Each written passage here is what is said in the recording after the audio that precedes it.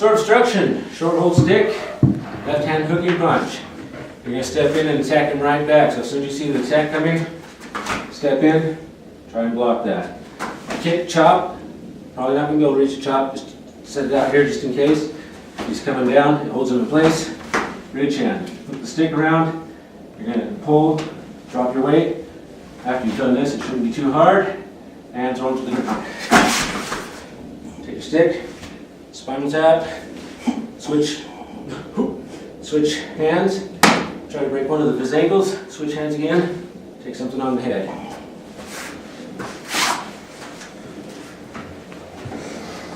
He steps in, I step in. Chop, bridge hand, take him down.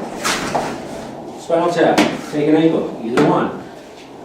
Take the head, and he should probably stay there while you walk away. And you end up in long hold.